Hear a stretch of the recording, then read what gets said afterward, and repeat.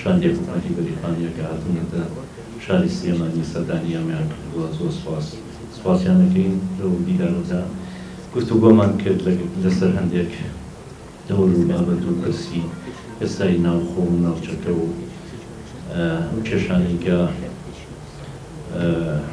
ڕوبەڕووی گەلەکەمان بۆتەوە گفتوگۆیشی تێدەتە سەرمان کردو و بۆ چوون و ڕۆحیای جەنابی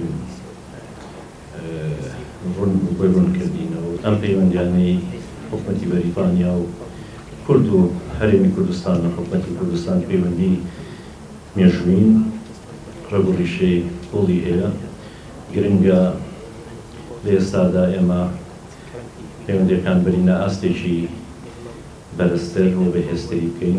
Coming out this evening, it's a pleasure to see you all here. It's been a real honour and a privilege for me to be once again. من زۆر خۆشحاڵم کە جارێک تر لە سلێمانی لەگەڵ ئێوە لە ماوەی دوو ڕۆژی ڕابردوودا کۆمەڵێک چاوپێکەوتنمان ئەنجامدا و شتی زیاترمان سەبارەت بەم شارە زانی. لە دیداری ئەمڕۆدا باسی کۆمەڵێک بابەتی گرنگمان کرد هەروەها باسمان لە مێژووی بوونی شانشینی یەکگرتوو کرد لەم ناوچەیە. بەریتانیا پابەندە بە جێبەجێکردنی پابەندیەکانی بەرامبەر هەرێمی کوردستانی عێراق.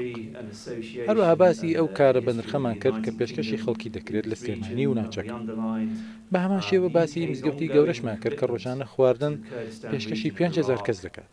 بۆیە من وەکو کونسڵی گشتی بەریتانیا چەندە پێم بکرێت سەردانی ئێرە دەکەم بۆ بەرەو پێشبردنی کاری هاوکاری و هەماهەنگی دوولایەنە.